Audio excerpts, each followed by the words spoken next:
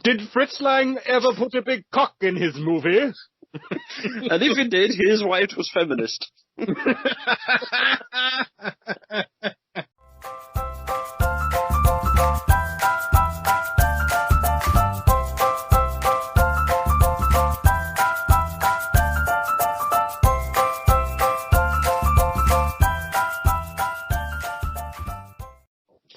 Hello and welcome to the Movie Chef podcast, where we make a meal out of movies. With me again is my trusty... Are you a sidekick? Are you a partner in crime?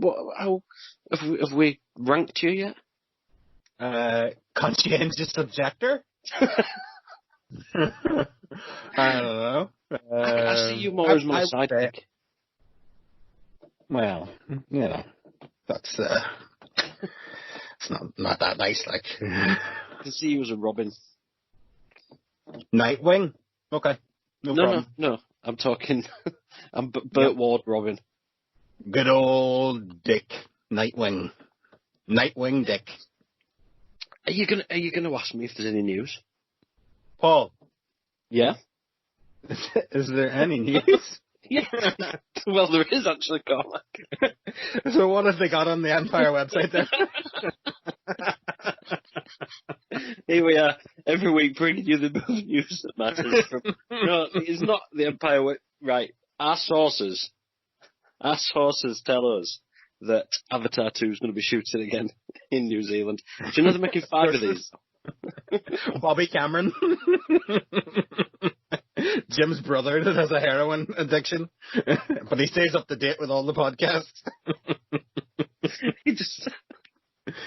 Maybe Bobby Cameron's the Australian guy. He got sent to live in Australia after years of neglect from his family. Are you bothered for Avatar? Skirts in space. Avatar is one. It's one of those movies that just passed me by. You know, everybody kind of forgets that it's just Fern Gully. You know, that's all it is. It's just Fern Gully. Yes. That's it. Dances with Wolves. It was fantastic. I don't see why we need another 4 of these, but then again, we're going to be talking about... There's another 4? Yeah, 2, 3, 4, and 5, I believe, are due for release over the next decade. But what? I don't understand. Okay, so come on. When they make one film, they make a sequel. Oh, don't dare. Do you understand what patronising means? Don't sass me, boy. Would you like me to explain it to you? Okay, so the first movie they found the what did they call it? Unobtainium. Unobtainium. Yeah, they were digging for it, yeah. Mm-hmm. And the Awa and the Na'vi were in the planet. Let's have a look. James Cameron. I'm using Hollywood sources. This is IMDb. It would have been good to have done this. It would have been actually. You know, you've got to think. Would it have been an idea to have prepared this in advance? And you know what? Yes, would have done. Sam Worthington currently has Avatar 2, 3, 4, and 5 due for release in 21 to 27 every other year. So there's another 4 being made at the moment. I think it's going overboard, to be honest. I don't get it. But anyway, it might be surprising. Did you see the Tenet trailer that was released? I haven't watched it, but I heard the outcry of the Fortnite announcement. Permission to outcry. Well, it's a fucking disgrace. But why? Does it really matter? Does it really care? Yes, it does really matter. All right. Why? Why does it matter? Because you're releasing a new trailer for a film. Where are you going to advertise it to? Are we going to advertise it to people who are going to be watching this? No. The majority of people who play Fortnite are not going to be watching that trailer. Why do I have to download a game and play that game to be able to see a trailer first? Why did they do the same thing? You can wait. I know, but you can wait the 5 minutes and just watch it on any number of platforms. But that's not the point, comics. That's not the point.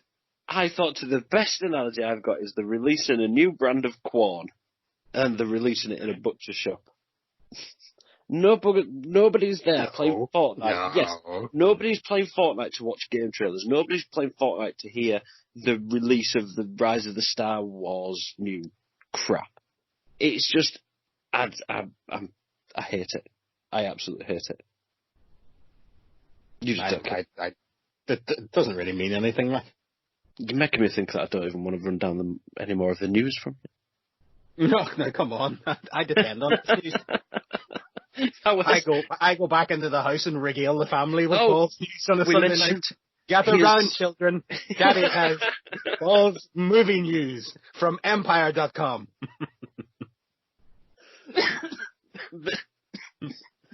Sorry. Jesus Christ, you're going to kill me.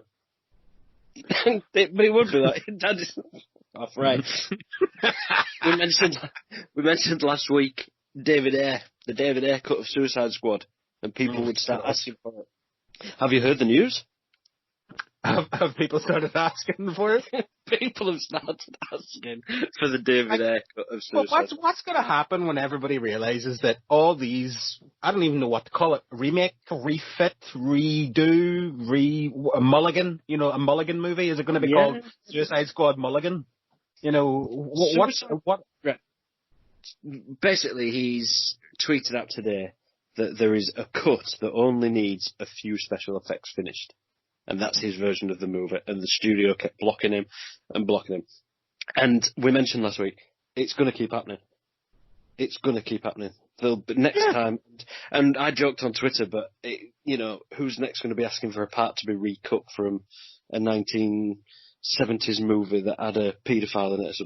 There's going to be something where they're going to start saying, Joker, I'm surprised that's going along with the Gary Glitter music. I'm surprised they're not pulling all copies of that and having that recut. But I can't think of another time where studios are so under the thumb of fans and they're going to end up just basically having to re-release every single film. What about Game of Thrones next? People hated the last series of Game of Thrones. So maybe they're going to start wanting that remade. Sorry. But my whole point of it is, right, every movie could go through this. They could, and what are they going to do when Zack Snyder's Justice League is total shit? Are they going to then go, oh, but wait, the cinematographer had another cut. He's got another 10 minutes that would change the entire aspect of the movie. It's not. I don't think anything that they're going to add in is going to change it. They'll probably change stylistic aspects. They'll probably change, bits and pieces. But realistically, how much of the movie can they change? Apparently, with the David Ayer cut of Suicide Squad, the arc of the villain is different. There's a different villain. The Joker has considerable more time and doesn't get written out of the film at the point we see him at in the theatre. There's a lot different, apparently. And he says there was a lot of additional research. But the difference is between Justice League and this. Justice League has had 3 years of fan barraging, bullying, campaigning, whatever you want to call it. And this David Ayer cut, he's pushing for it. He wants it released. But the Suicide Squad, but A, you are not going to release a new cut of Suicide Squad in the same year that James Gunn's The Suicide Squad gets released. And B, you're not going to re-release it when the original film was extremely profitable and Oscar-winning. It was a success. The film was a success. Why would they re-release it and undermine the other film that they're bringing out that they want to make money? That's a big in asterisk, though, isn't it? It was successful. It was successful. It was profitable. Yeah. And it won an Oscar. Right. Do you think anybody is putting that at the top of their fucking CV, though? I bet they are. I can guarantee it, nobody is.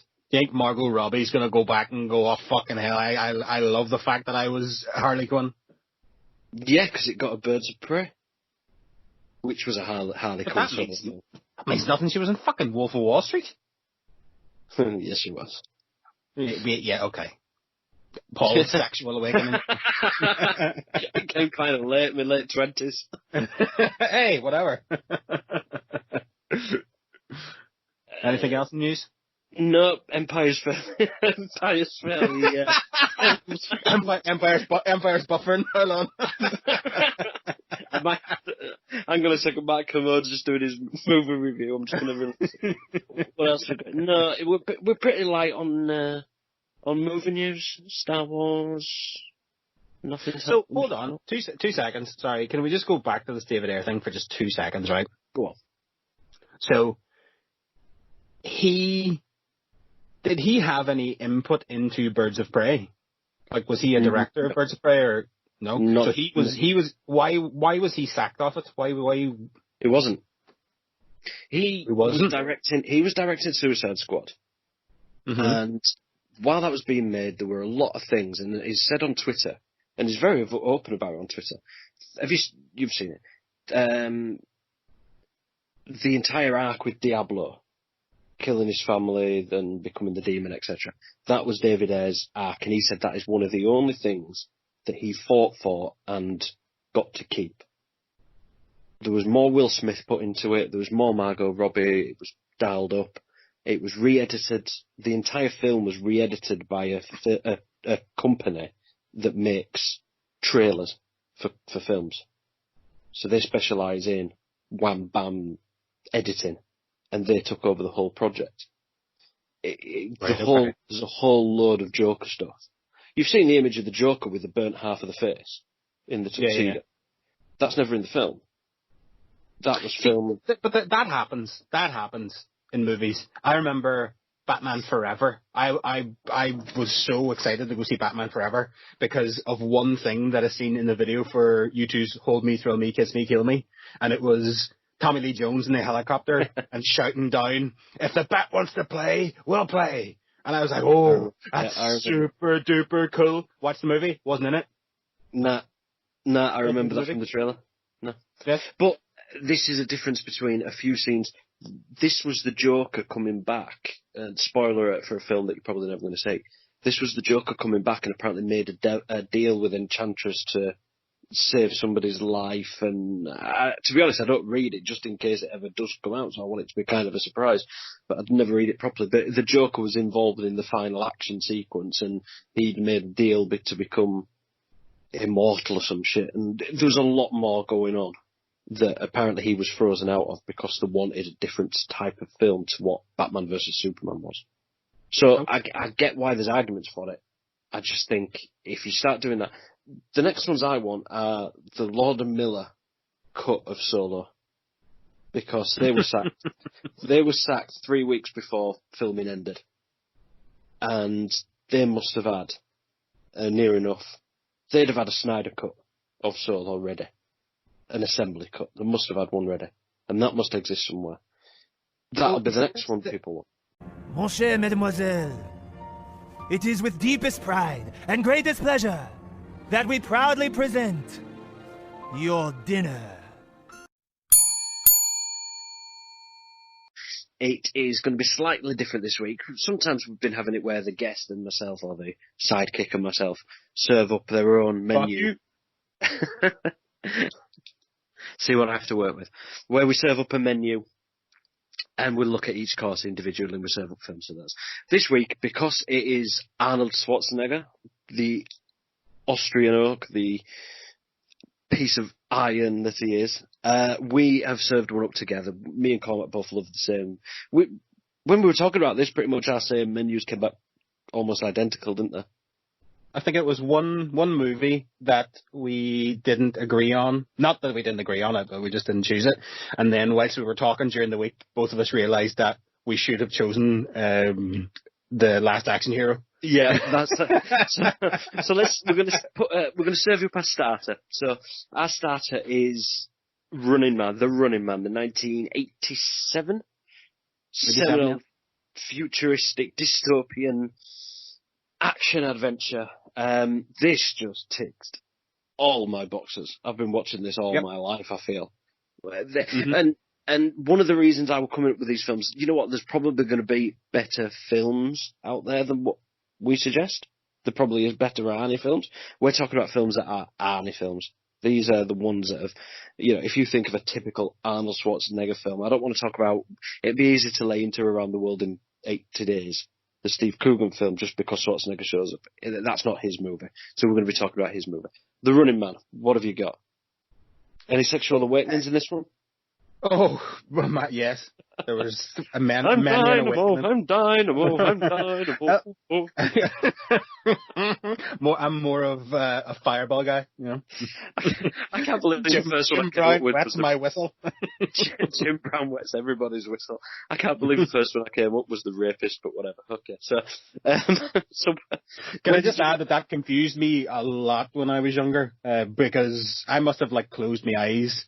When Dynamo was being, attacked in the car, because I genuinely thought he was dead, and then I genuinely thought, when the end of the movie happens and he comes back and he tries to rape the girl in the hallway, I thought, geez, how's he back? Because Arnie killed him. This guy's immortal. What's going on? Then I had to watch it again. He didn't kill him. I was like, oh. So this is the story of Ben Richards, who is falsely. The Butcher of Bakersfield. Let's call him by his real name. He's the Butcher of Bakersfield. The Butcher of Bakersfield. And through fake news and mainstream media, he is vilified, sent to prison for a crime he didn't commit. All he wanted to do was feed those people, and he was entered into. Oh, I'm gonna say a word right now. I'm gonna say a word for you right now from movie class days. It's called a bit of juxtaposition. Would you juxtapose Running Man with today's current climate of news, fake news, and things like that? Well, I think it's French New Wave cinema we should really be analysing here, as it's Truffaut that was. Yeah, there's definitely a comparison there, but it was Stephen King, Richard Bachman, the pen name of Stephen King, that wrote this. And I never figured that out. I never realised that. I always thought Stephen King wrote these horrors about scary dogs and cars that come to life. So I didn't know. I was surprised. Stephen King and Philip K. Dick are a lot like each other because they write a lot. Like Stephen King, I think there was an article a few years back, and George R. R. Martin was kind of laughing at the fact that it takes him so long to write books. And in the space between the fourth and fifth Game of Thrones book, I think Stephen King had wrote 14 novels, 13 novellas, and all these poems, and it was just like, Jesus Christ, George, you are a lazy fucker. Have you seen the Family Guy skit with Stephen King, where they say he's in his publisher's office and he's staring at Stephen King, and he sat down and he goes, this one is about a haunted, and he looks on the little desk and goes, lump! And he starts shaking it in his face going, woo! And the publisher just looks at him dead-eyed and just goes, when can I have the pages? But Stephen King wrote a lot of stuff that you wouldn't think of. By Me, he wrote Stand By Me as well. Stand By Me. I didn't. But this film is, I'm going to say this about all these. There was that period of sort of futuristic action where it was like this, Total Recall, which we're going to come on to, where it was kind of like the future just looks 80s. Everybody in the 80s thought the future would look like the 80s. I'm trying to find the right word. It's like, what does it look like? I don't think we know. I was thinking cardboard box sort of panels and polystyrene. Yeah, but it's real. And it was it Total Recall was one of the, no, sorry, excuse me. There was a film just before it where it was one of the last films to keep using sort of practical effects and real. Total Recall was kind of the first one that kind of issued in the digital effects kind of age. Yeah. But and up to a point, it was still using the practical effects and Running Man for me. It was. We were talking earlier, and I'm going to say this one now because this covers quite a lot of Arnie films. This was a news bulletin movie. It was a movie that was. So you remember back, and me and you have a certain vintage. We're closer to 40 than 30. Let's put it that way. And growing up in high school in the 90s, ITV in the UK used to put these films on. They'd put on Total Recall, Running Man, RoboCop, Die Hard. And you'd get to watch the first hour till 10 o'clock. Then the news would come on, and then it'd be the local news, then it'd be the weather, then it'd be local weather, then it's the weather where you are, then it's back some more. And by that time, it's about 11 o'clock, and you're being beaten up and told to go to bed. So there was a lot of these films around the time. And we all know that the second half always has the titties. the second half. Always has the titties. They up the F count, the gore comes out. And I must admit, I've noticed that a lot in the first hour. But, and... not with the titties coming out, I just read the... I noticed. All the titties. Every single one of them. How many titties were in that film? 77. But, go on, so... What have you got on this? I'm talking away here. Go on, I love the film just as much as you do. You see, The Running Man, I know a lot about it just simply because I absolutely love it. Do you know who directed it? Yes, I do. Go on. You go. David Starsky. David Starsky. Absolutely. And, did you know that there was another director before him? No. Right. So, as the story goes... Was it Hutch? No, it wasn't Hutch. No, it wasn't. He had a singing career, didn't he? Was it Snoop Dogg as Huggy Bear? It wasn't Snoop Dogg, no. So the original director was sacked after 2 weeks because he was 1 week behind. Jesus Christ! Now, and one of the things that was the deal breaker was he had shot 2 scenes. So he shot some of the scenes where they had just come out of the shoot and the guys were driving around in the motorbikes and stuff, and they were getting them out of the seats and everything. And the fight with, I can't remember, the first Sub-Zero, yeah, the first fight was Sub-Zero. So the director wanted Arnie to pick up one of the pucks and put it in his pocket. The exploding pucks. Yeah. So at the end of the movie, when he is breaking into the game show, breaking into Killian, he would take the puck out of his pocket and he would fuck it at some guy and he would blow up. Right? When the producers seen this, they said, hold on. That would mean then that puck was in Arnie's pocket the whole time. So the 2 guys who died with him, didn't deserve to get helped out with that puck. But you're going to, show that you're selfish at the end to try and protect yourself. And that was basically the nail in his coffin. And after 2 weeks, they sacked him. I just love the fact that he was a week behind after 2 weeks. 2 weeks? Like, that's fucking insane. But, like, one of the things, obviously, as well, that I noticed, and I was sitting thinking to myself, Arnie around this time was prolific. There was so much stuff coming out. And I thought to myself, you know what, I'm just going to write down, the movies. So this is a small breakdown of the movies. These are some of the I'm going to go to the last one that we have on the list, which is True Lies, which we're going to talk about later. Yep. But from 1982 until 1994, Conan the Destroyer, Terminator, Red Sonja, Commando, Raw Deal, Predator, Running Man, Red Heat, Twins, Total Recall, Kindergarten Cop, T2, Last Action Hero, True Lies. That's 15 movies in 12 years. And I'm not saying the masterpieces in there, but they are all solid films. Classics, yeah, I would say. Masterpieces. A lot of them are classic. Yeah. Yeah, and for me, Running Man is just right up there. It's got everything. What's your favourite kill? What's your favourite kill? See, what I wrote down, right, and I've got a wee wee quiz for you in here. I won't say this one then. One for the end. I've got one for now. Right. All right. Go on. So, Arnie at the end says, "I'll be back." Yeah. Okay. Only in a rerun. Yeah. So how many times is that referenced in Arnie movies? And how many of Arnie's movies, right, is that referenced? Now, it doesn't have to be "I'll be back." He doesn't have to say that specifically. A reference she'll to be back, we'll be back. She'll be back. Yeah. When are we talking up until? Recent.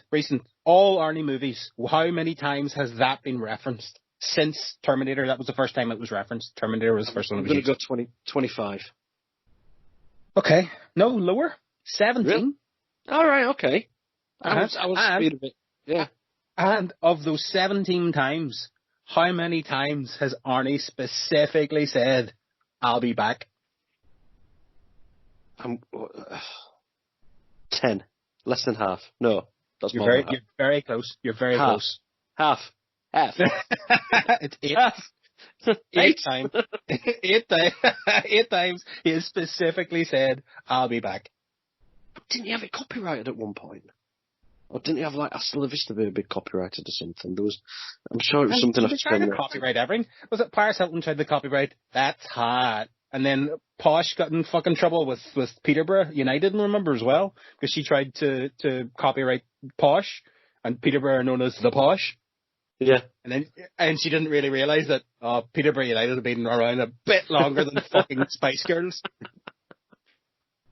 And what about...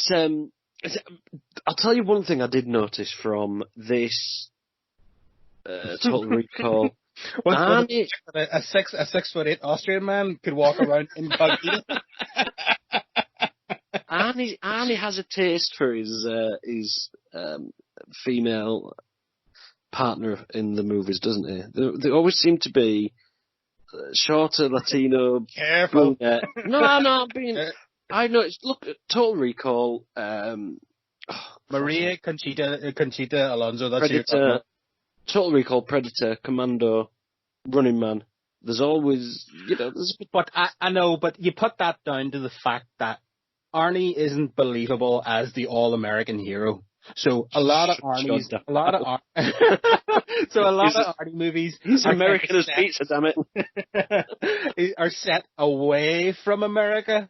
Not all of them, but a lot of them are set away from America. So the likelihood of, white Karen with her blonde hair, blue eyes, being in, the jungles of, whatever, predators, less likely than an indigenous female being there, you know what I mean? Fuck you. See? Logic! No, but, okay, Total Recall.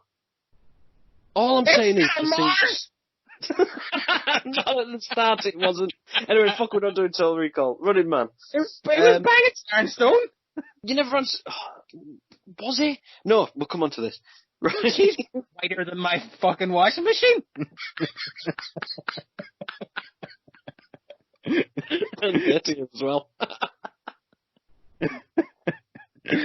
But anyway, right. Running Man. Go on, what was your favourite kill? Who was your favourite kill?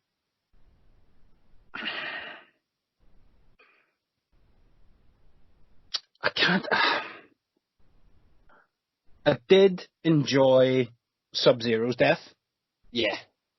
That was because then it got the great line, just plain zero. Oh, that's terrible, man. But it was a great fight.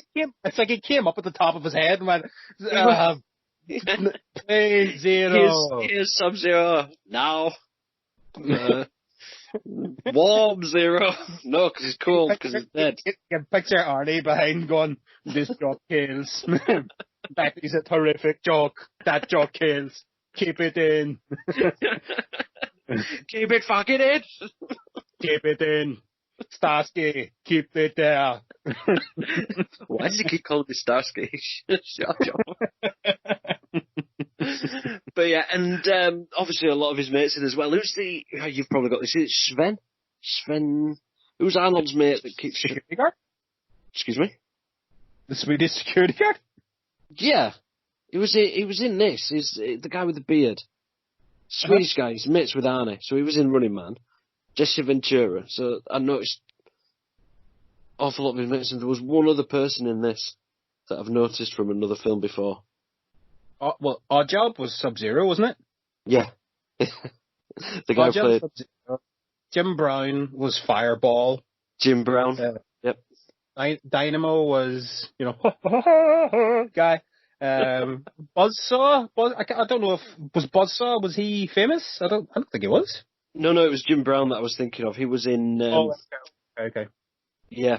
But there's, again, so many faces that were showing up. And again, you watch this back. What about this? What about Mick Fleetwood? Playing Mick Fleetwood? That was it. Sorry. Yeah, that was playing Mick Fleetwood. Yeah. In just a futuristic rebellion. Yeah. Well, it was kind of like, well, you know, when he came in, when they first met Arnie the first time around, he complained about, you know, the government destroying his music. And then, you know, Dweezil Zappa, the young kid, Frank Zappa's son, you know, his name was Stevie. Right. His name was Stevie. Stevie Nicks, Fleetwood Mac. Right, okay. Yeah, that was weird. That was kind of weird. Like, I didn't know that bit. I did know the Mick Fleetwood bit. I didn't know that bit. I looked that bit up. How did Mick Fleetwood even end up in the Running Man? How do things like that happen? It's like Rihanna ended up in Battleship. But one thing I will say, they got the fucking makeup bang on, because Mick Fleetwood looks like that now. It does, doesn't it? Yeah, like he looks like that now. That was him. Yaphet Kotto. He played William Laughlin. He was one of the... Oh yeah, the black guy. Yeah, he played Katanga in Bond. He was the one that I was thinking of there. But yeah, Jesse Ventura in there, Mick Fleetwood. I didn't know Frank Zappa. Richard Dawson. Yep, Sven Thorson. This is a great... Kurt Fuller. He was one of those... You know when you did your thing the other day on the... you know, Whatever Happened. We did an episode with Whatever Happened to Joey Kramer and Whatever Happened to Jennifer Grey. Kurt Fuller. Do you know him? No. See, he was one of those that I remember him. He was in Wayne's World, and he was in this, you know, like the assistant to the TV producer. He was like the sort of sycophant. Oh, yes. And he was in Wayne's World. He was the TV executive guy. Yeah, really, and he was like in a small part. Yeah, and he was in Wayne's World as well, pretty much playing the exact same part of TV executive. I was going to say whatever happened to him, and I looked at him on IMDb. Saved you the hassle. He's done quite a lot since then. Brilliant. I just haven't seen him. Happy for him. Good for him. Good for you. Good for you, Kurt Fuller. It's like again. I was watching TV today, and Godzilla was on, and Matthew Broderick looked happy, and I was like, oh, well done, Matt. Good for you. Good for you. Yeah, giving dinosaurs pregnancy tests. Good for you. Well done. And the co-pilot had fish. What did the navigator have? He had fish. All right. Now we know what we're up against. This is usually reserved for a couple of things. Either something aquatic, obviously fish, cod, whales, sharks, however you want to take it, or it could be something that stinks. This could be something that doesn't look that great on the CV that we mentioned before. Now, Arnie for me, I will not look at an Arnie film and say that stinks, because I honestly don't believe it. But there is one that sticks out that we've got to talk about. But, well, you know, I even feel difficult even talking about it simply because, you know, he was young. It was his first movie. Yep. You know what? We're of course terrible. We're of course talking about Hercules in New York, and do we have to? You know what? I'm gonna stick up for Arnie. I'm gonna I've got it. First note I wrote down. This is not his fault. This is not. No. The one thing that Arnold Schwarzenegger movies has taught me is that Arnie would take the blame for this. He would very much take the blame for this. And do you know what? I will say a positive out of this, right? I have watched both of the movies. So I've watched the one which is dubbed, and I've watched the one which is not dubbed. And the one which is not dubbed is a lot more tolerable. Now, not by much, but is a lot more tolerable than the one that is dubbed. I've only got the one on the DVD. I own the DVD of this, by the way. You sad bastard.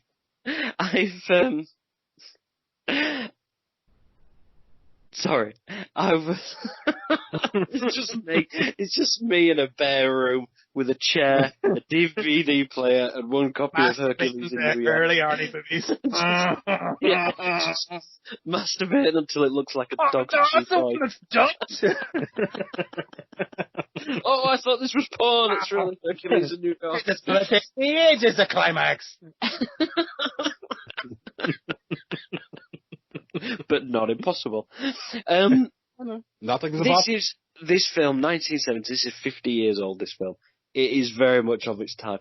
The thing that really pisses me off about this film, it's an old movie, it's a badly made movie, it's badly acted. I prefer seeing the DVD version, which is, like you say, his actual voice, because I prefer to see it in his voice. I prefer to listen to it. You know what? Here's a star for trying. Well done, son. At least you put in the effort in. Now, giving him lines such as, I cannot in all my good conscience abide by this, I think it's a very, very difficult thing to try and give to a thick Austrian accent.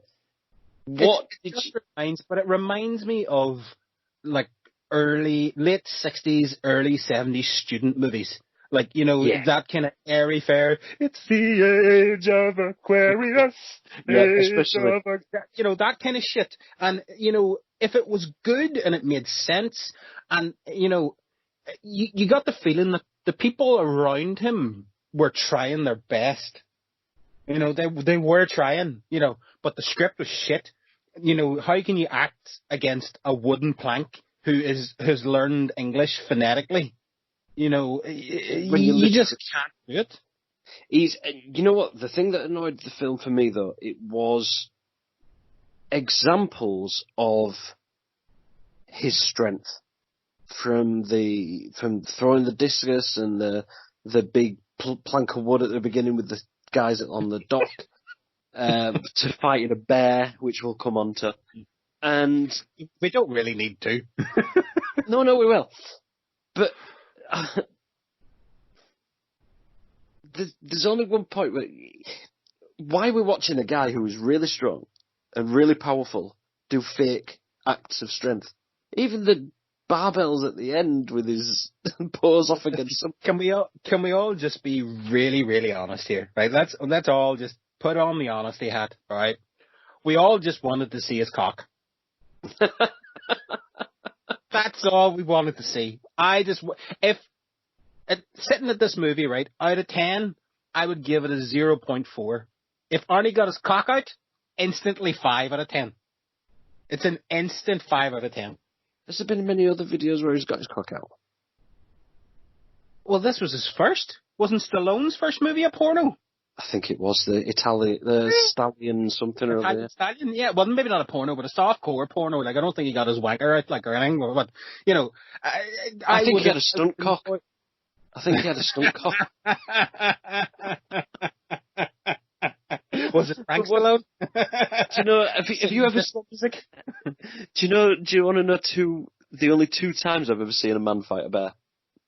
I thought you were going to say only 2 times I've seen a cock. I own, and my father's. No! Including your own, Paul? No, 3 times. 3 times. Church. And there was this time in 1970, fighting a guy in a bear suit. I'm not saying that show us your test of strength by fighting a real bear, but it reminded me of a time, because I'm a big wrestling fan, and I went to a show in Hull back in was it February? No, it was before Christmas. And there was a wrestler called Chuck Wood. Guess what he does for a living? If this doesn't end with him fighting a bear, Paul, I am going to be very upset. Chuck Wood, who is a lumberjack. Chuck Wood chopped wood, and he gets wood in the ring. He gets his lump of wood. Like my dad, Dusty Rhodes. Dusty Rhodes. And at one time at this wrestling show, Rory Coyle, he comes out and he says, I've got an opponent. I've got an opponent for you. I know you're terrified of, Chuck. He comes backstage, comes out with a guy in a bear suit and a thick Northern Irish accent. He goes, that's right. I brought a bear to a fucking wrestling match. Chuck Wood goes running over, jumps over the ring, runs away from the bear. Apparently he had a fight with the bear in the following wrestling event that I never went to. But there's a little story about seeing a man fighting a bear. What part of Northern Ireland was he from, Paul? Sounds good, yeah. I brought a bear. Hey! I brought the bear with me shillelagh across the big ocean for you. And we're all... What's the name of those tourists? White bears. Oh, my thought. What's the name of those shops? What they're called? Finnegan's or whatever. What are they called? Those tourist tat shops in Belfast. Oh. They sell everything green and orange. Oh, yeah. Green and orange. Yeah, okay. Maybe not those colours. They're also red, white. No, okay, let's not go there. So look, so you'd give it a low mark because you don't see his cock. Did you know the original title of this was supposed to be Hercules Goes Bananas? No, it wasn't. According to IMDb, according to my sources, according to my Hollywood sources, Empire News, Empire.com and IMDb. Apparently, the original title was supposed to be Hercules. And do you know how he got the part, Arnie? Did he show his cock? He showed his cock. His agent, when they said we're looking for a big man to be Hercules, he said, "Yep, my guy's got years of stage experience."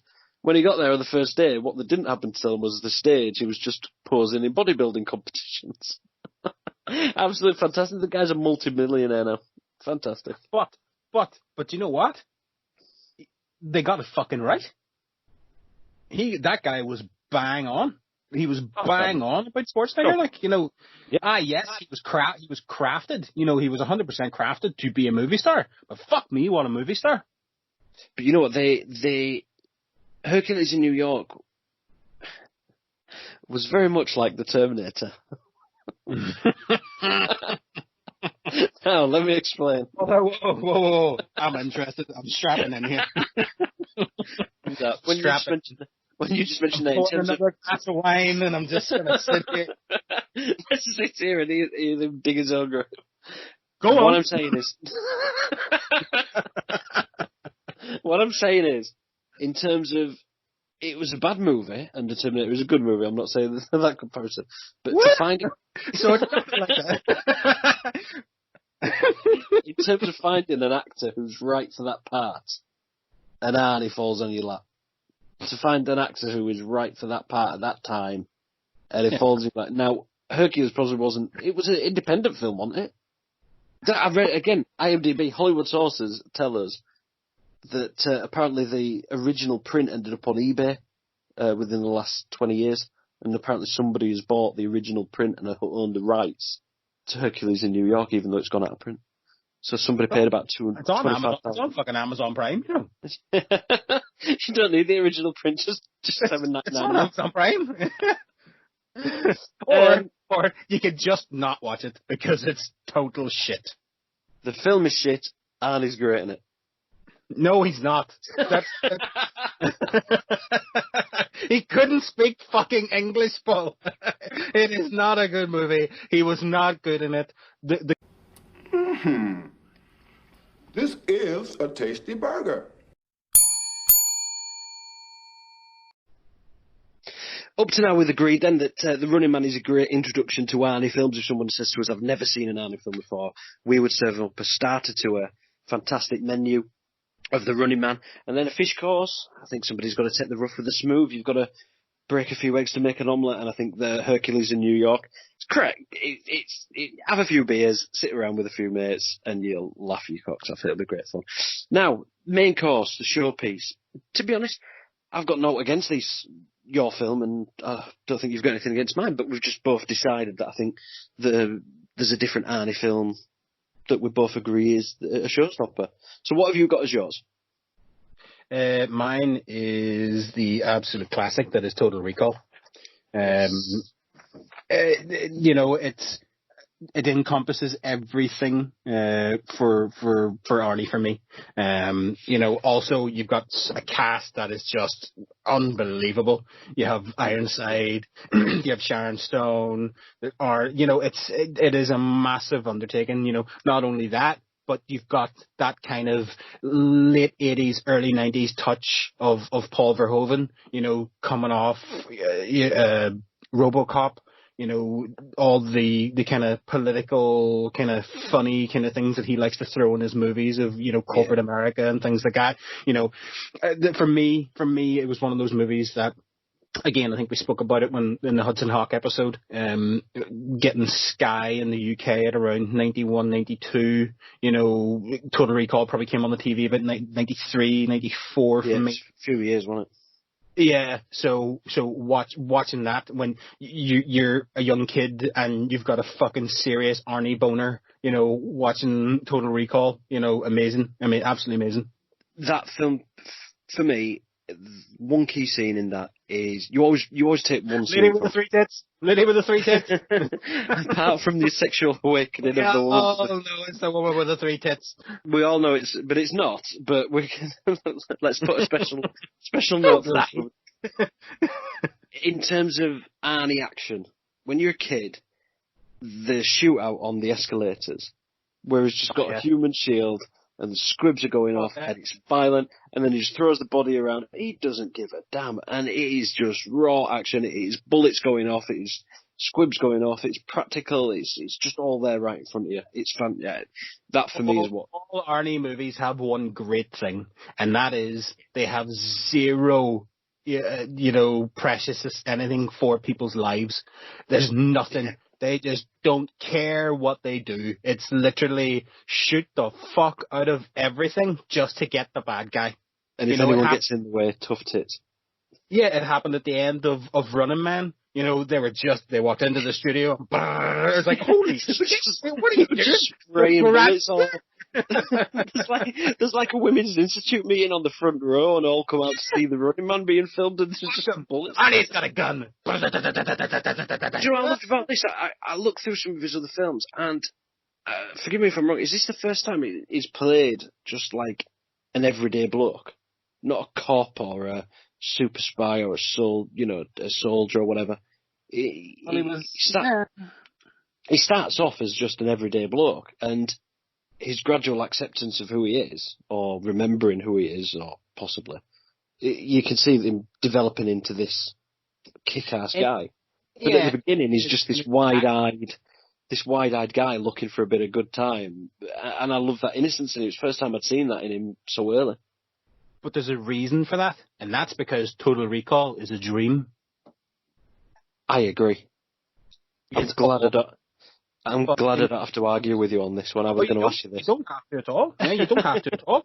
Like Total Recall is everything, and I think I read an article from Verhoeven, because I kept watching it, and like I've literally seen Total Recall probably about 1 million times, and Verhoeven even himself has said that it was a dream.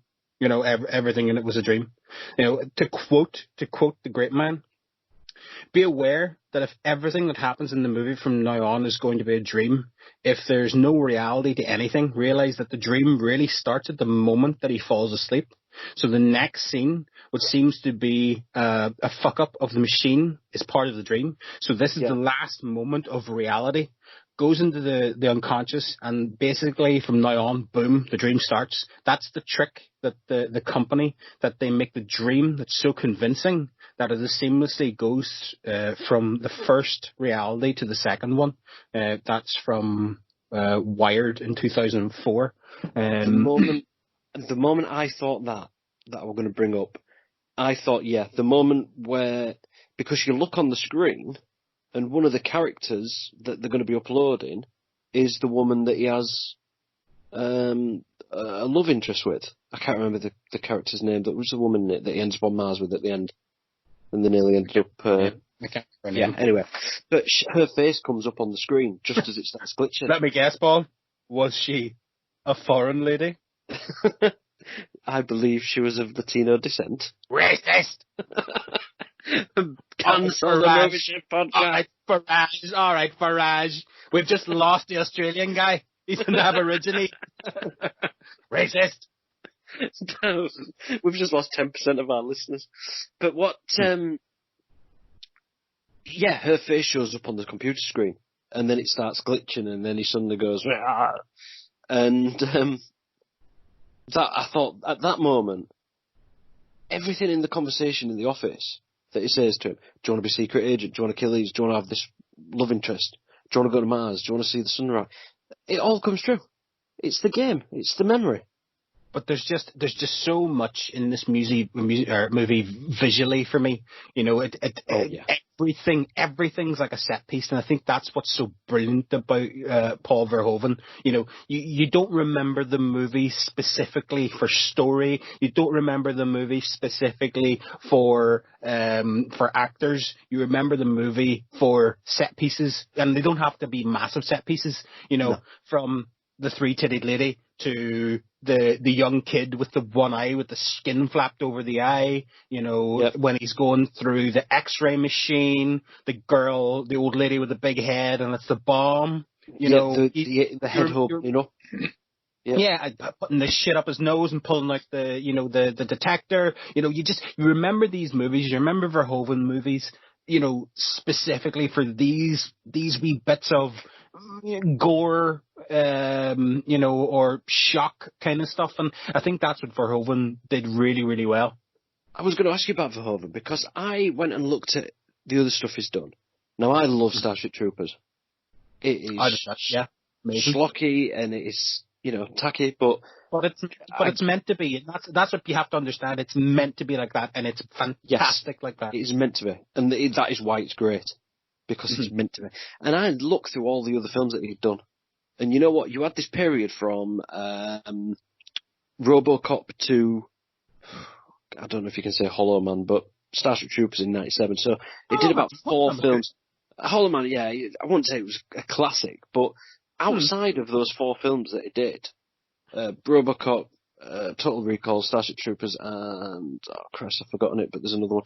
But outside of the films that it did, Basic Instinct? That was it. All massive successes, all, like you say, based, and they're not going to win any prizes. Basic Instinct is, you know, a piece of shit. But, as Bill Hicks would say. But this is the movie where Verhoeven decided to choose Sharon Stone for Basic Instinct. Yeah. Because him and Arnie were so impressed with Sharon Stone in the movie. And she was great for a part like that. Okay, we're gonna mention the dirty word then. Have you seen the reboot? Do you know what? I left Total Recall to watch until Friday night, and because I'd watched it about 2 months ago, and I went Netflix, Total Recall, and up popped Colin Farrell, the lovely Irishman's head. Yep. And I didn't watch it. So you haven't seen it? Well, the first thing that put me off was it's a 12, and I thought, no, but it just seemed that it was just going to be one of the. Obviously, I've read the reviews and shit like that there, reviews don't put me off movies, but again. Why remake something that's already good? Yes, and until I watched Total Recall for the first time in many years, actually the other day, I can remember the reboot. And to compare the two films, like we discussed on the Point Break episode, do you need to do a reboot? And to take Total Recall, the original, and to bastardize it, to take the violence out, take the swearing out. The story's basically the same. It's just to me it doesn't tarnish the original, but you get absolutely nothing new from watching the reboot. Total Recall is a classic and it needs to stay that way. But yeah, fantastic. Yep. Terminator 2. That's what I'm serving up for you. I was in two minds about this because you could be mine. Sorry, I thought I would re-soundtrack there. Thank you. It's an Arnie movie, but I won't say it's exclusively his movie. Not like I think there's a lot more going on in it. He is part of the cast. It's because him and Cameron work so well together. Do you know what I mean? It's because you know it's a hit making factory when him and Cameron get together. You know, and you know, Cameron, as we've seen in later, you know, when other people are doing Terminator movies, you know, they don't obviously work as well as what that partnership did. Terminator 2 is probably, I'll say it. It's probably the best sequel ever. I'll go as far as to say it's in terms of improving on the first, developing the story, giving you more of what you got. You say that, but have you seen Spy Kids 2? I've seen Spy Kids 4 in time or some shit. That's the question I asked you. Did you see Spy Kids 2? No, I didn't see Spy Kids 2. Well, you can't fucking say that then, can you? In my opinion. And my opinion is... Oh, your opinion means everything to me. That had So sarcasm at all. Wait, this was my... I had two videos that I always went to when I was off sick from school. Batman, Tim Burton Batman, and Terminator 2. And this is just, again, I've grown up watching this film. From, I was 8, 9 when it first came out. So I would have been about 10 I would have been about 9 when I first watched it. Absolutely incredible. You know what, there's been plenty said on this film before, but what I would put it up there as one of the better Arnie performances in his films. Is that because he's playing a robot? I don't know, it sounds bad, but is it because he is monotone? No, but listen, I'm going to take you right back to 1992, 93, all right? Little fat Cormac is sitting at the house, and Ronan, his brother, is down at Mulletmore Video, and Mum's there as well, obviously, because Ronan was a year old. You get paid by Mulletmore Video, because that's the second time you mentioned it. Long gone. Imagine if Mulletmore Video was still hanging in there. The last VHS shop in Anrold. So Brian, the guy obviously who gave us Big Trouble in Little China, it was the day the Terminator 2 came out, right? Yeah. He sold a copy to my mum and Ronan just so we could have that copy. He sold the copy for, I think it was a tenner at the time. And, like, my mum and dad had no money, not 2 fucking pennies to rub together. So it must have taken a shitload of begging from Ronan to get my mother to pay for that movie. And Ronan walked through the door as if he was Christ holding the chalice. And I was like, what is this? And it was like, Terminator 2. And I went, that was a Saturday night. I went to school that Monday, and no one fucking believed me that I watched Terminator 2. You got walking in. Connor Hackett, I remember him. He laughed at me when I told him. Fuck you, Connor Hackett. I think he's a scientist or something now. Well, see, what has he done with his life? But fuck you for making me feel like shit. Well, I did lie a lot when I was a kid. I lied saying that I won a trip to WrestleMania, because WrestleMania always happened around my birthday. And then there was it was on Sky, win trip to WrestleMania, blah, blah, blah, blah, blah. The day that WrestleMania happened was like a Sunday night going into Monday. I told the guys that I sold the tickets. Yeah, I sold it. Didn't want to go. Yeah, didn't want to go. Sorry for that tangent. What'd you get for it? Just $5. I sold them for free, like, because I'm cool that way. I just give them away. Didn't want them. So, yeah, this for me it's an absolute classic. Now, I actually went to see this about a year ago at Cineworld to do the 4DX cinema. Have you seen them? No. So, 3D, normal screen, 3D glasses. You then sit in a chair that you have to step up into. And all the chairs are attached together on each row. And as the camera moves on screen, the chairs will move with the camera. If there's bangs and... Yeah, hang on. There's bangs and crashes. Go on, it'll rumble the chairs. What was the name of that guy in the 50s? Was it Castle, the horror guy? And he used to, he used to do the same thing. And he used to, like, fucking, squeaky doors and stuff. Whenever, like, there was a door squeaking on the screen, he would be squeaking the door, like, from the side. And then he would run out. It's a 21st century version of squeaky doors and castle horrors. So all your chairs will move with all the rumbling. There's smoke machines. There's water vapour that comes from the ceiling when it's raining. There's jets of water in front of you that spray into your face for, water.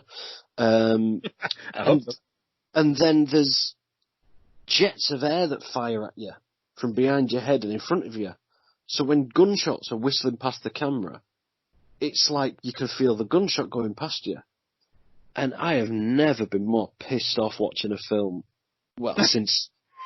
Okay, Transformers: The Last Night, that holds its own special category, but... You actually went to see that in the cinema? Oh, you've got that cinema pass, haven't you? I had it.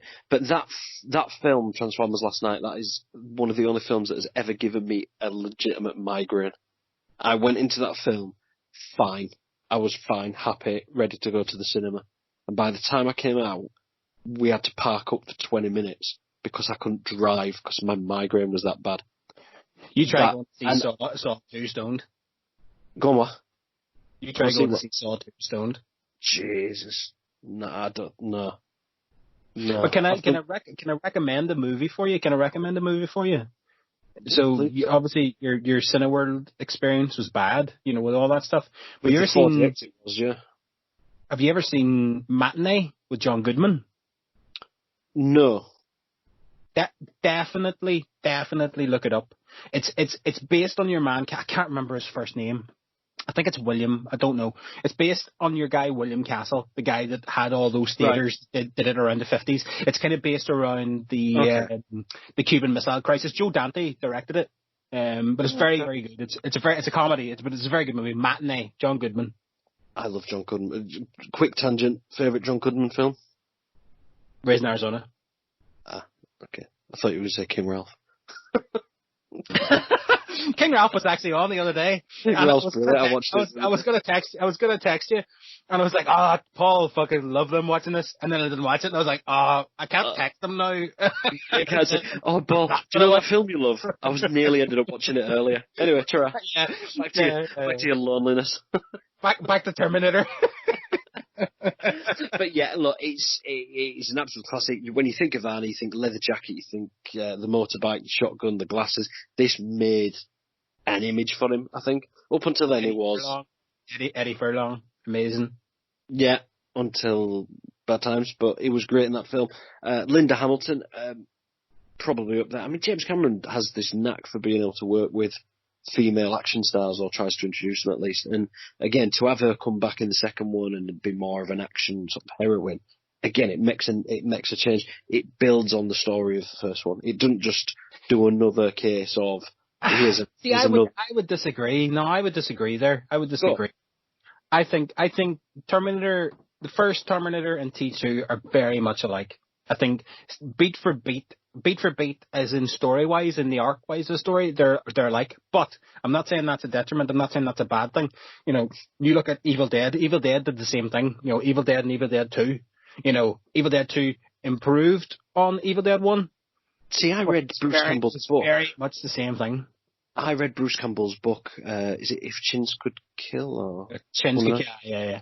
And he pretty much said that Evil Dead 2 was just a remake of the first one with a bit more comedy through it. Because that's the film they wanted to make originally.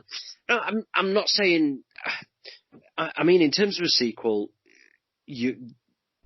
when you go to see a sequel, especially to a great film like Terminator, it has to improve it. We've said that all along, you have to improve it. So now you've got 2 Terminators. Okay, they didn't make it 5 or 10. Brilliant. To keep it simple. You've evolved the character of Sarah Connor.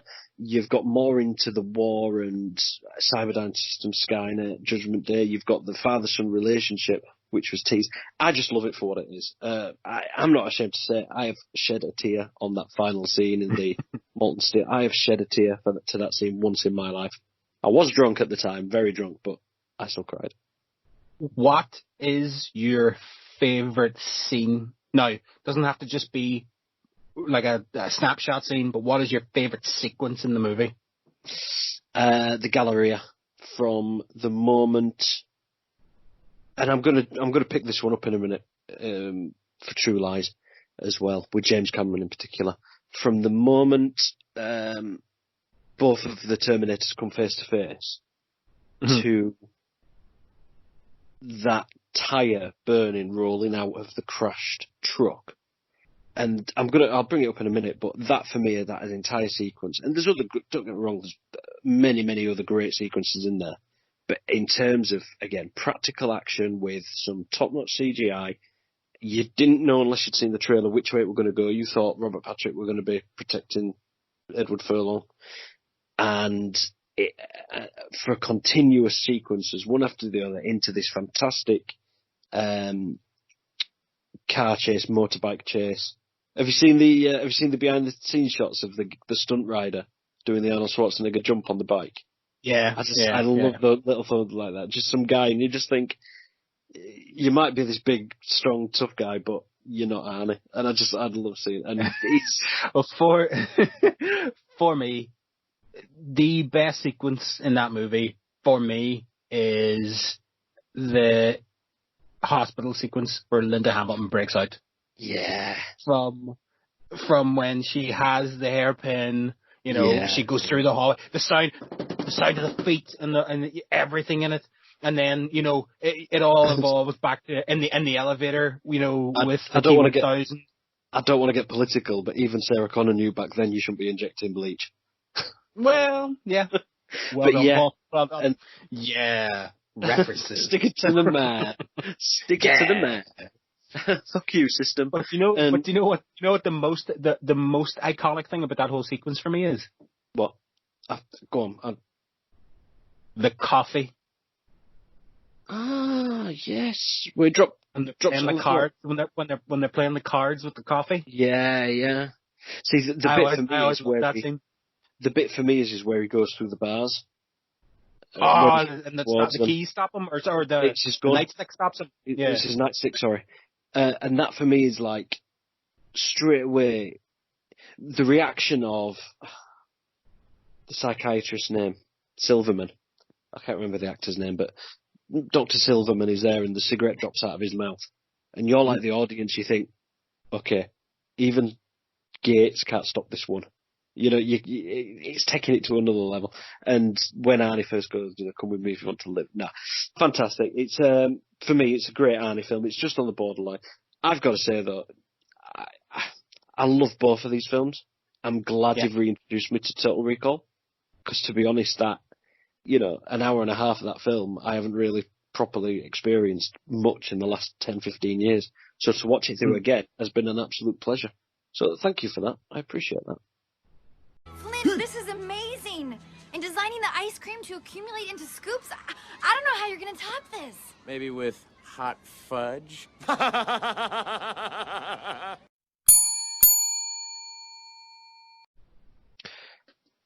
Our dessert is... I've always said that a dessert, if you're going to serve up a dessert of a genre or a theme, then it needs to be something that you indulge on, that you love. Others might not love it, but you love it. That is your sweet treat.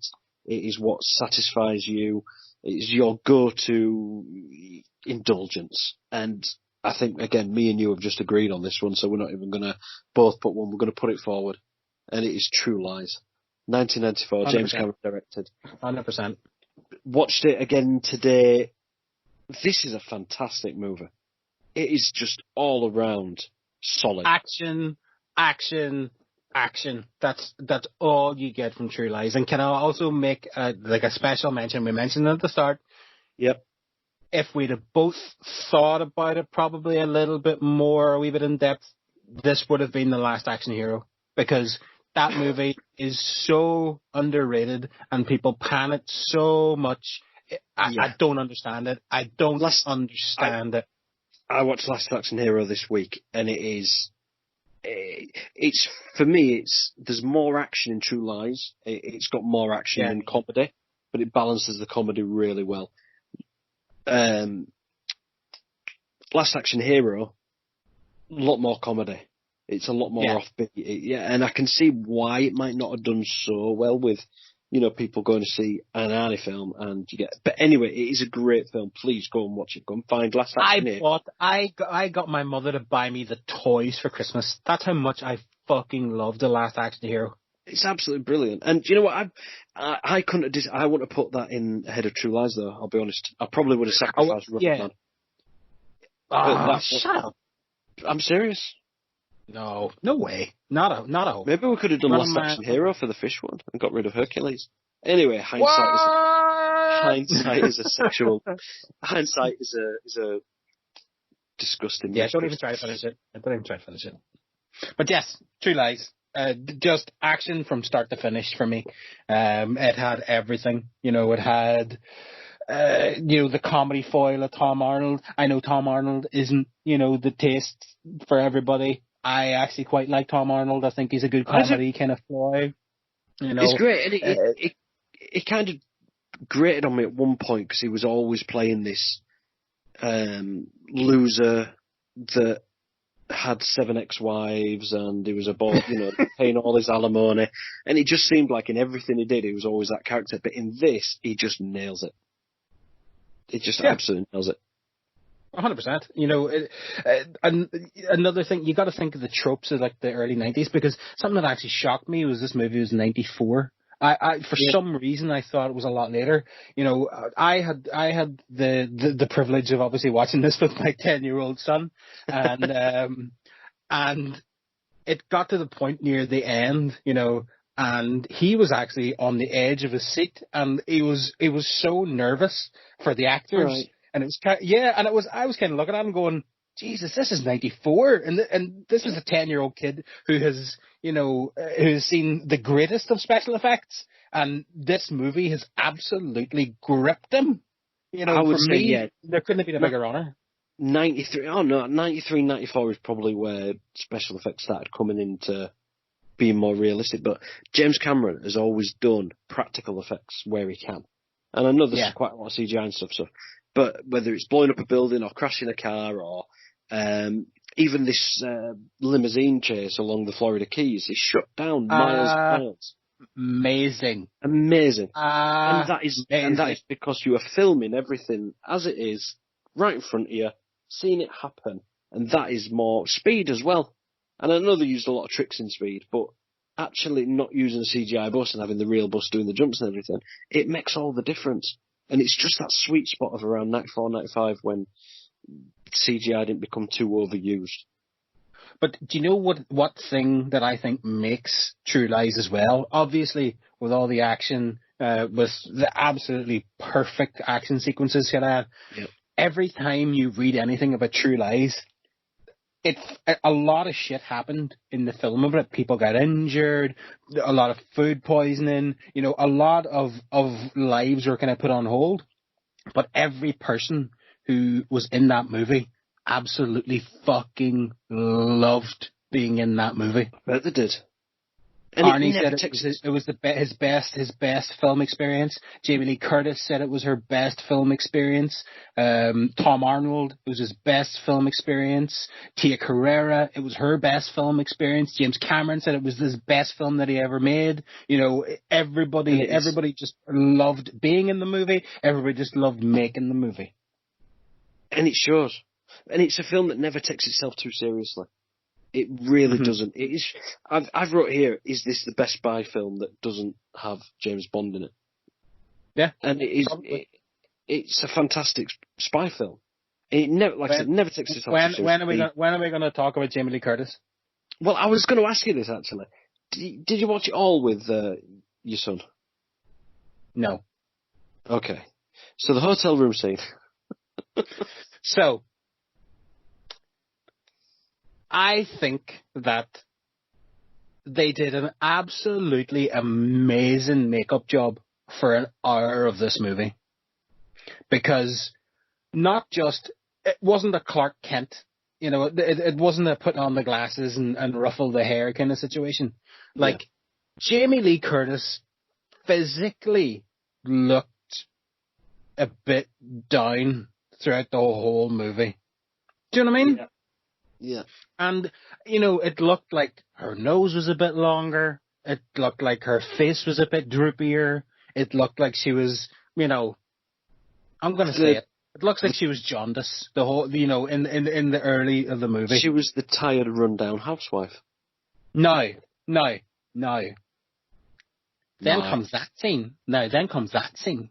Yes. And Cormac's sexual awakening in 1993, there was, what? Now, it does ask another question though. So, Arnie has been married to Jamie Lee Curtis for 15 years, right? Yeah. So, when was the last time they fucked? Because if Jamie Lee Curtis had that body, when 15 years into the marriage. But he's off saving the planet. He's off saving come the on. How the world. fuck does he not realise that that's lying in bed next to him? Like, what? He's too tired. No, I'm sorry. Geneva. Jamie Lee Curtis is one of the most amazing ladies that has ever walked the earth, along with Helen Mirren. And that is why you're looking at Arnie, Harry Tasker, in this saying, "Why aren't you with your woman?" And that's how she ends up in the hotel room. For a spy as well, he cannot keep his emotions in check. I must admit, when he thinks that she's having an affair with the used car salesman, Bill Paxton on A grade form. A game. Bill Paxton, dial it up to 11, pull the cord and let him loose on set. He was an absolute force, and he's sadly lost. She could start a leaf blower. and then there's the line which I am very confused about. An ass like a 10-year-old boy. What? and I just always remember they've got him up on the top of the dam. And he said, "The Sam not a spy. I've got a little dick. It's pathetic." Would a spy piss himself? And they both just look down at his dick like, it is pretty short. But no, but that's what I mean. He doesn't take himself too seriously. Getting her involved in it, even the scene where she's held captive and he's telling them how the interrogators he's gonna kill one and snap the other's neck and stuff, and it's still all played with this. It's not exactly light-hearted, but it's not a serious action film. It's not it's not too much. It's absolutely fantastic. Absolutely fantastic. Yeah. Well, what was the one takeaway from this movie for you? What I remember from it? What's the one? I have a very specific thing that I remember, and it's not Jamie Lee Curtis. All right, no. I'm just going to say that right now. It's not Jamie Lee Curtis. I've got two. Well, no, I'll tell one. When I say takeaway, the thing that I always remember from it is the horse in the elevator and the horse on the roof. Okay. But the one thing I always remember is one of the cast of this was in a long-running BBC TV drama. And when you are 12, 13 years old, and the kindly doctor from Casualty turns up as the nuke-launching Arabian terrorist, it kind of throws you off guard. Yeah. And every time I watched it, I'm like, that's that bloke from Casualty. That's that bloke. He's still in it, isn't he? He's still in it, draining the NHS. But he's, is that what you mean? Is that not happened for him? No, well, it's anything in it. I mean, like, I kind of watch these movies sometimes, and one thing sticks out for me, and one thing kind of sits in my head: the amount of times that the nuke got shot at. Yeah. Right. So I did some digging. I know you'd be interested in this. Okay. Yeah. Go ahead. So, I was trying to wonder, right? If somebody shoots a nuke, surely it'll go off. Surely you fucking just blow it up. Yeah. Yeah. So I did some digging. Was it the other great 90s action film, Broken Arrow? Where yeah, I went to see that in the cinema as well. Yeah, so Christian Slater's driving away with that girl from Super Mario Brothers. Can't remember what her name is. Samantha. Anyway, it's them two in the Humvee driving the nuke, and they're trying to get away from John Travolta. And they shoot it away, and he's like, "Could you please not fire the guns at the nuclear weapon?" And I always heard after that if the nuclear wasn't armed, then it couldn't go off. But I think you're about to tell me something different. Well, right. So here is one from a nuclear website that I looked up earlier on. Okay. Nuclear website. Nuclear, yes. Definitely to touch. getting inspected by the NSA or MI5 or something for the shit that I was looking up earlier on. So this week you've been going on jihadi/casualty. Obviously, Jamie Lee Curtis topless. And ask like a 10-year-old boy. And can you blow up a nuke by firing a gun at it? Come on, Carl, tell us. Okay. Tell us before you get taken to Guantanamo. Nuclear bombs work by moving, compressing much more than critical mass of radioactive material together.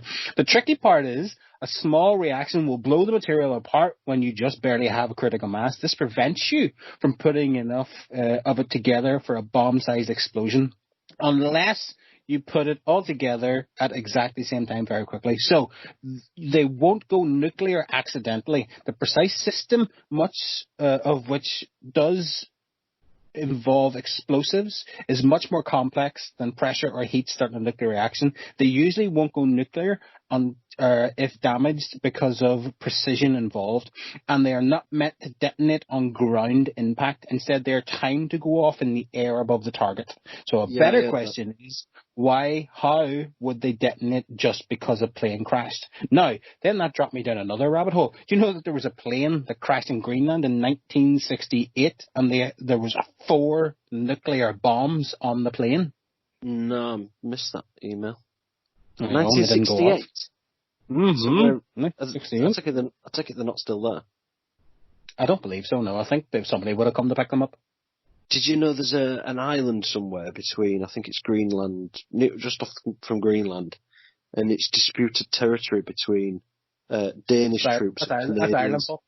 That's Ireland, Paul. It's an island just off Greenland, and it's Danish troops and I think it's Canadian troops. And every time they do stuff in the local area, they'll go and change the flag back to their own flag. And it's just a patch of land. Greenland is a part of Denmark, is it not? But it's another island off from it, which is apparently disputed. Okay. But every couple of years, the Danes will take a boat over and put the Danish flag on and leave some beer or whatever. And then a couple of years later, Canadians will come back over and take their flag off, put theirs back in and go sailing home again. James Cameron, going back onto True Lies, like the thing I'm going to... Thank you.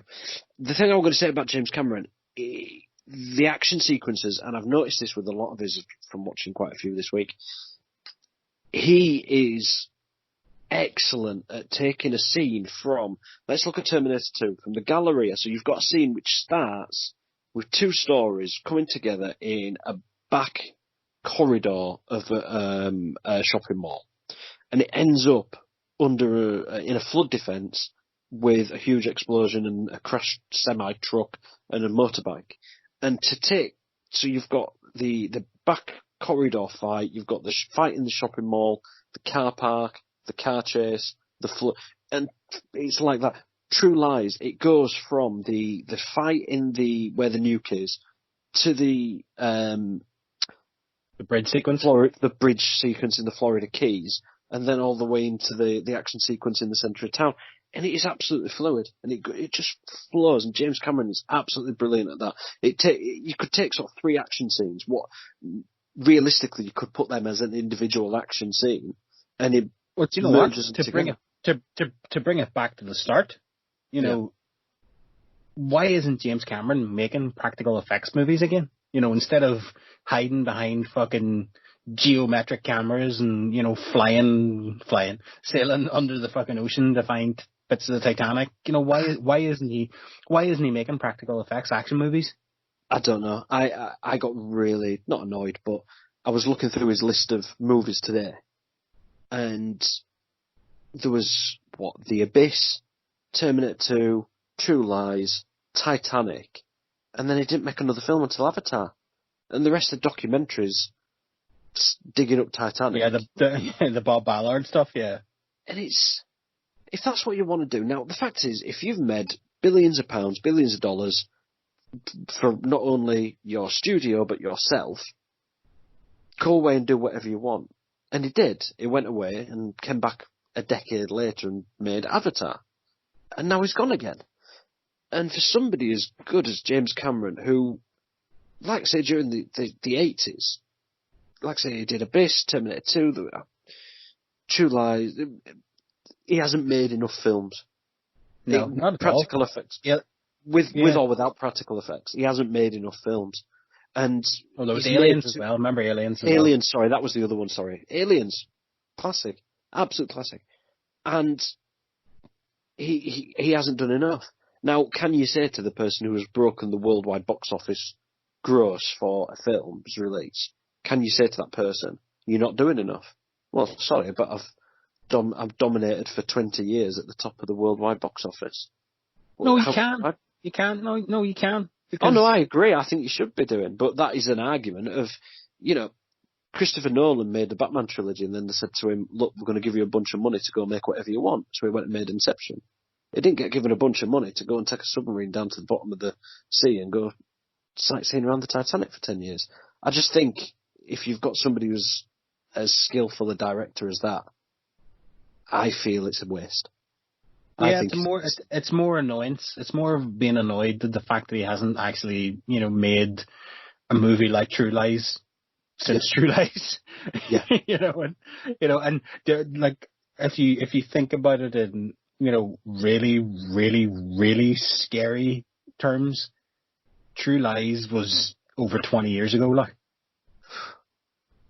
that is scary. close to 30 years now. All right, it's all right. Calm down. I know, it's horrible. It's horrible. Don't. I know, it's horrible. Isn't it 30 years ago? And it isn't on Blu-ray in the UK either. I don't know who it is, Sony, 21st century, well, it's 21st Century Fox and Disney on it now. Disney, fucking get it released on Blu-ray. Please. Okay. Check, please.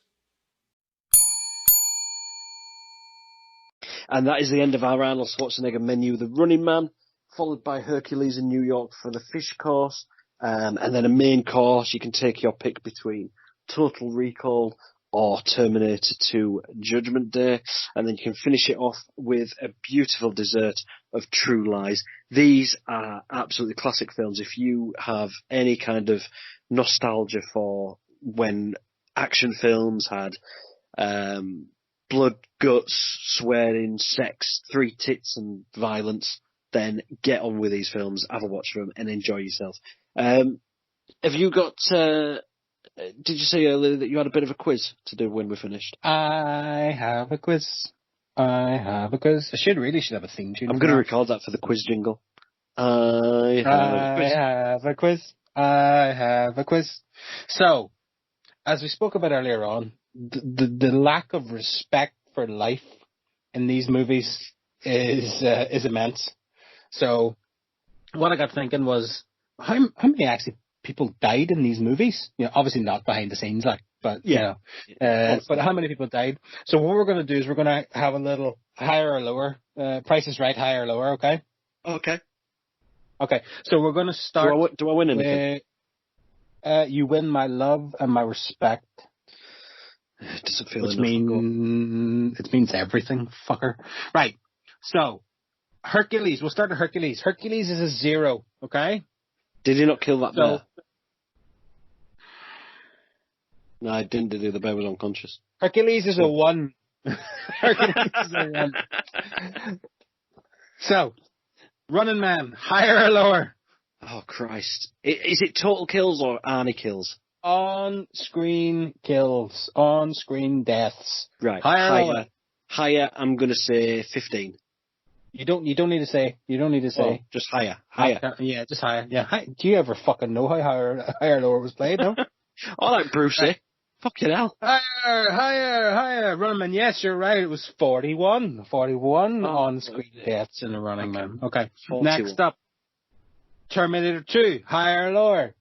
I'm going to be the crowd. Higher, lower, higher, lower, higher. Higher. That's bullshit. Terminator 2 had 23 on-screen deaths. Oh, sorry, hang on. Do you not remember the bit? You know that scene when you said, Not the apocalypse, because you don't It was on screen. see the people dying I in saw it. them die. I saw death everywhere. What do you not understand about on-screen death? It was on screen. The fire was going through. I saw the Total death. Recall! Higher Higher than 23. Higher or lower than 23? Higher. Ching! Higher. How many? 77 on screen. Really? God, okay, 77. Okay. Okay. True Lies, higher or lower than 77? Higher, lower, higher, lower, lower, higher, higher, lower, lower. Lower. Higher. Oh, well done. Ching! 71. True Lies has 71 Jeez, on screen deaths. Mm-hmm. There you go. That's a lot of the jihadis at the end. Who looked like Mexicans, funnily enough. It was an Arnie film. Do you remember that scene in Bowfinger where they park the van up at the border and all the Mexicans jump in? Yeah. I think that's what James Cameron did when he realised that there wasn't that many jihadi-looking people in Hollywood in 1993. We've got half the cast of Casualty and 14 Mexicans. That'll be enough. So we're going to be doing an episode on Wednesday. We're going to try something different. We're obviously going to focus on a bit of movie news and whatever Empire.com has got for us. But we're going to be taking a trip down the rabbit hole. This is one of your things. This is down an internet rabbit hole. So we're going to look at a particular director or whoever it may be. And well, this is your thing, isn't it, Con? But we're going to go onto the internet and you look for that director and you can only go down the links that appear on the screen. Is that right? So you go on a website or you're in Google. You can only go on. Yeah. I mean, I don't know about you, but I love falling down rabbit holes. I love falling down a rabbit hole at night when you realise that you've done something at 12 and now it's 5 o'clock in the morning and you know about every Nazi that ever did anything. Okay, let's be clear. When Cormac's saying, I love going down rabbit holes at night, we're talking about an internet rabbit hole. So this is a metaphorical rabbit hole. So no, not really. I'm close to a park. Yeah. I'll tell you a story about how I went ferreting in Banbury once. So what we're going to do is we're going to go down the rabbit hole. We're going to learn what we can. We're going to try and find out some new fun facts, interesting facts, all stemming from one thing. So, do you want? How do you do this? And do you want to give us a keyword, a particular person? Well, you said it. You said it. Let's go down James Cameron's rabbit hole. We're going to go on Wednesday. We will be going down James Cameron's hole live on this podcast. We will expose James Cameron's rabbit hole. So we both start off with James Cameron, and we're just going to see what kind of interesting bits we can dig. And just going to have a crack about him and. Crack an egg of knowledge all over our listeners. And we're going to talk about our next menu as well. Yeah, well, should we? Oh, you've chosen it, right? Okay, so this is actually news to me, everyone. So we're gonna do a menu next. We're gonna do a menu next Sunday night, and obviously 4 films or even 8 films, depending on what shite is picked. It's going to be a long slog, so we're going to tell you now what we're going to be doing next Sunday. We'll keep that up to date. In fact, should we tell everyone on Wednesday what? No, let's tell everyone on Wednesday what we're going to be watching. Tell them on Wednesday. Okay. Right. Okay, well, that is our Arnold Schwarzenegger menu. It feels great to have him across our table, so to speak. You got anything more? Nope. Well, cheers, everyone. Do I do it? I'll still be No. I'll be back.